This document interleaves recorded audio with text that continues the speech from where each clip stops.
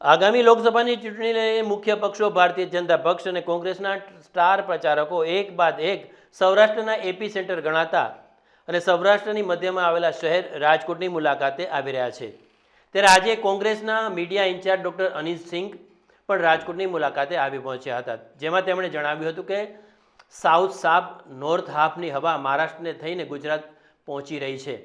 2 દિવસથી પ્રધાનમંત્રી ગુજરાતમાં હોવા છતાં મહિલાઓના મુખ્ય અસ્મિતાના પ્રશ્ને એક પણ શબ્દ તેઓ બોલ્યા નથી। ત્યારે ગુજરાતની જનતા મત દ્વારા જવાબ આપવા માટે તૈયાર છે।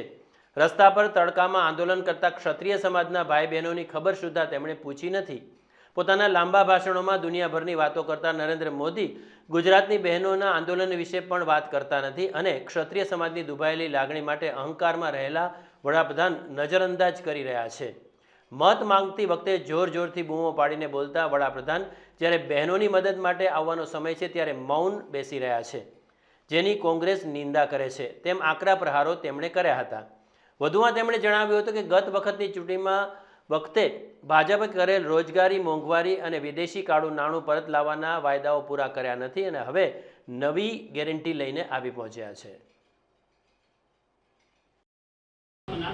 देखिए, भाजपा के आरोप जिस तरीके से बेबुनियाद आरोप होते हैं उस पर डायरेक्टली जाने से पहले हमें समझने की ज़रूरत है कि देश में जिस तरीके की क्रांति लेके राहुल गांधी जी 4000 किलोमीटर की यात्रा कर रहे हैं वो देश तोड़ने की बात नहीं हो सकती है।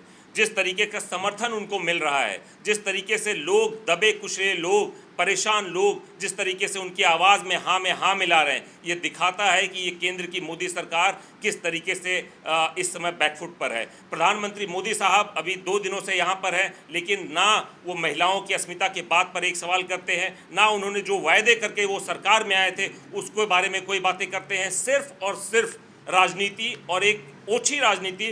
प्रधानमंत्री और उनके पूरी कैबिनेट से मैं उम्मीद करूंगा कि वो एक कंस्ट्रक्टिव प्लेटफॉर्म तैयार करें, लोगों की महंगाई की जो मुसीबतें हैं उसके बारे में बात करें, बेरोजगारी के बारे में बात करें। जिस तरीके से महिलाएं परेशान हैं, गैस सिलेंडर की कीमतें 250% तक बढ़ चुकी हैं, लेकिन उसके बारे में बात नहीं होती है। यहाँ के युवकों के लिए रोजगार की जो संभावनाएं कम होती जा रही हैं उसकी बात नहीं होती है। एक मैन्युफैक्चरिंग हब है गुजरात, हिंदुस्तान का ग्रोथ इंजन है, इसको बनाए रखने के लिए यहाँ पे एक कंड्यूसिव इन्वायरमेंट की ज़रूरत है, जिसको बढ़ाने का काम सरकार का होता है। लेकिन सरकार बार बार ऐसे प्रयास करती है कि यहाँ का जो इन्वायरमेंट है वो गंदा हो, दूषित हो और यहाँ के जो उद्योग धंधे हैं उसको एक अपने मित्रों तक वो पहुँचाएं। लेकिन गुजरात के लोग ये सेंस करेंगे और मुझे उम्मीद है ये चुनाव में उनका बटन कांग्रेस की तरफ आएगा।